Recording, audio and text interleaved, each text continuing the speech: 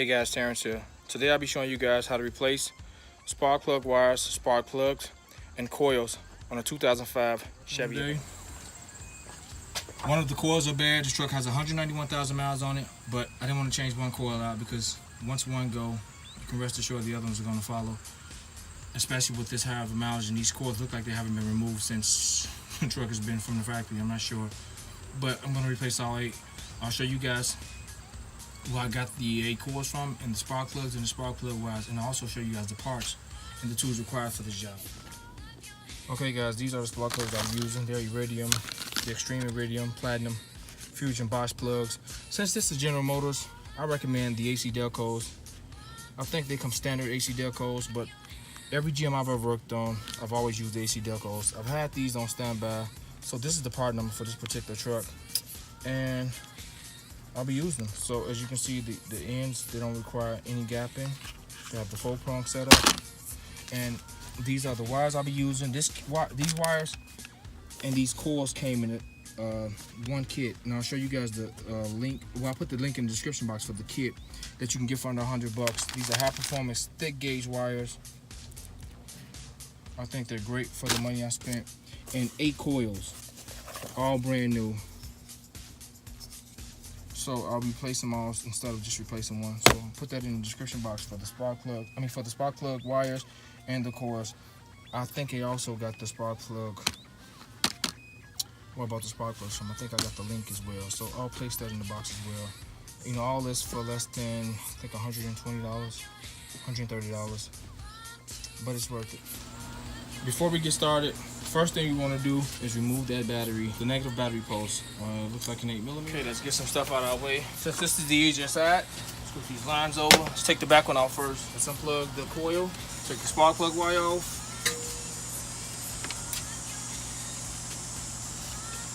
Okay, the back one, we may can use a little extension, but I got it on there. Okay guys, I got one of the plugs out, the back one. I used the swivel. Since it's kind of a tight spot right there, that metal piece blocking. Even if I took the fender cover off, it wouldn't allow me, that metal piece would have still kind of been in my way. It's kind of pushed to the back, so the swivel, or a swivel attached to a regular spark plug socket would be perfect. But I got a swivel spark plug socket, so that works fine. I did find the spark plugs was kind of difficult to get out, so what I did was, I didn't want to break it inside the engine. I shot some PB Blaster back there, and I screwed it out a little bit, a couple turns, then I screwed it back in. After I shot the PB Blaster, then it screwed out fairly easy. So if you guys having problems getting that spark plug out, it feels kind of tight in there. Like I said, these probably are the factory spark plugs, because it was extremely hard to come out, and I don't want to break anything inside of that head. So shot some PB Blaster back there. You can see it sitting right there. Shot some PB Blaster back there. Screw the plug out just a little bit first, shot some PB Blaster back there, screw the plug back in, then it's screwed out. It's fairly easy, but use a swivel. So I'll do one at a time. I could take all of them out, and all the spark plugs and wires. You won't get anything mixed up. As you can see, the wires comes from the coil and goes right down to the spark plug, right underneath the coil. So you can't mess anything up. I just do one at a time. And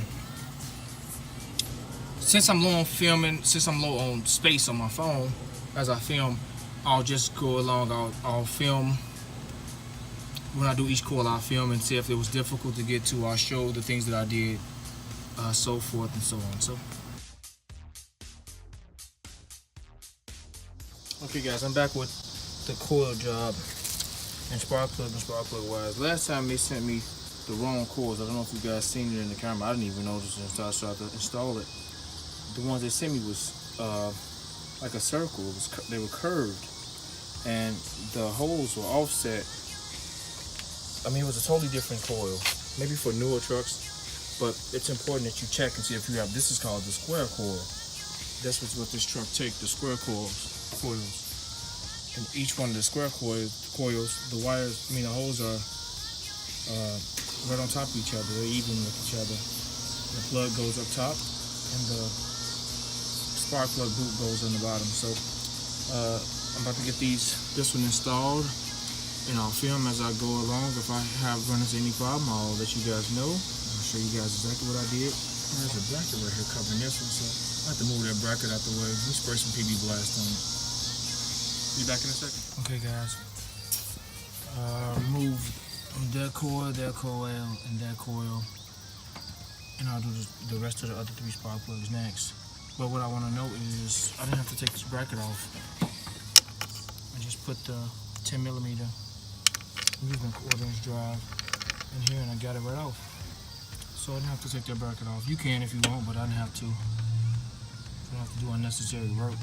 So another thing I want to know is this, the longer screw. There's 2 screws, the long one and the short one. The longer one goes at the top on all of them always.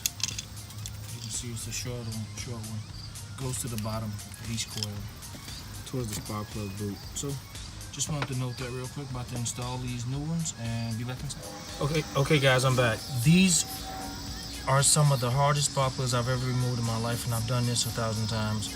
Like, these are the factory spark plugs, and this truck has 190,000 miles in it, and you didn't want to risk breaking them off in the head or stripping out the bolt part of this plug, because you'll catch hell getting them out. They were seized inside of the head, so I was able to get a couple turns out, and I shot some PP blaster back there behind each plug. Then I screwed it back in. So the trick is to screw it out a couple turns, screw it in, back tight a couple turns, screw it out 3 more turns, screw it back in, and then it became easy. You don't want to risk breaking off that plug inside of that head or damaging the bolt part where the socket locks on, because it'll be super hard to get that head. I mean, that spark plug out of that head if you do that. So I've done one side already. As you can see, this side is completely done. I mean, this job is easy, fairly easy. If you've never worked on a car before, I can see why you wouldn't be able to do this job. You just need the right tools, which is not much. These are 10mm. The spark plugs is a 5/8 or a spark plug socket with the rubber boot in it. That's it. There's nothing pretty much in your way on either side. The other side may be a little difficult as far as getting into the plugs, but I got the wheel cover off, so, well, the fender cover, wheel cover, whichever. I have it off on that side, so it'll be easy for me to get the spark plugs. And yeah, but this side is done. And like I said, I'll stop in the middle of filming if I see a problem or if a problem arises and I feel you guys should know. But yeah, this side may be easier.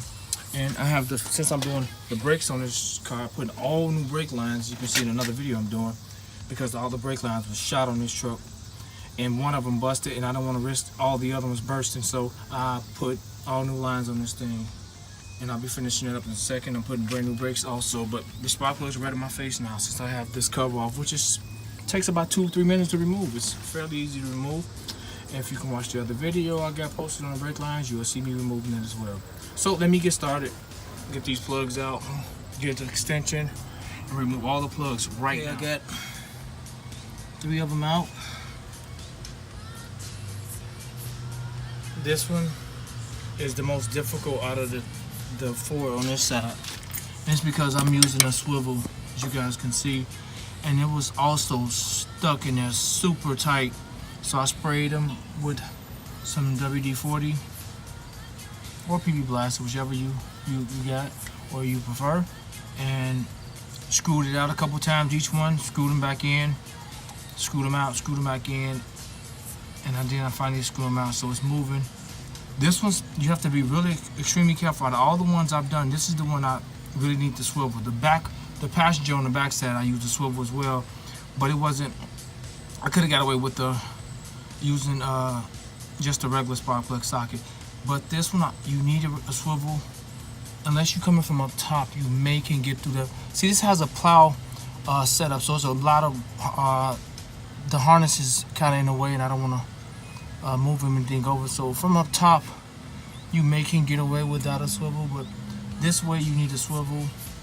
And just take it easy when you're removing them, because if they've been in there for a while, like these plugs have their break. So be careful. Just want to stop and show that. Alright, I'm done with this side. You know, the job was fairly easy. The only difficult part was getting these stuck spark plugs out. You know, screw them in and screw them out when the spark plug, normally, even if it's stubborn getting out, a few turns and then it'll come out fairly easy or easy. With these, it was tough coming all the way out. A couple of them came out okay, but they're out. I just changed the oil. For this truck, it's 5W30. I'm using full synthetic, some high mileage oil, and an extended life STP. This is on sale. These two. So I got this. This is the model. If you don't get the extended life, it's the S3506 for this truck, and it's a 15mm bolt to remove the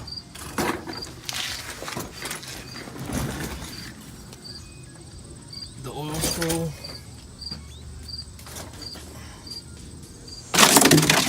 Okay guys, real quick, I did the oil change.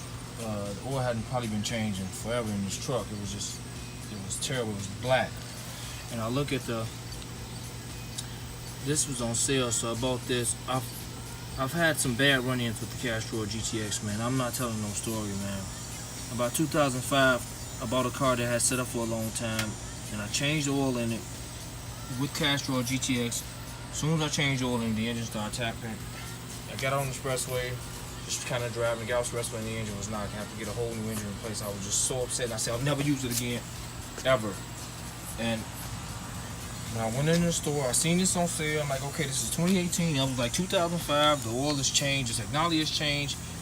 But something was in the back of my head telling me, do not mess with this Castrol oil. Just stay away from it. You know, I'm not saying it's good. Some people may like it. It's just not for me. And lo and behold, I put it in the car, let the truck run for maybe 15 minutes. But as it started to get hot, the noise just started to become more pronounced and pronounced. It would just start to tick loud. It went from quiet to loud ticking, and I mean it got really loud. And it started to bother me because I don't want to replace an engine in this truck when the engine, I know it ran good when I bought it, even though it had set up for a while.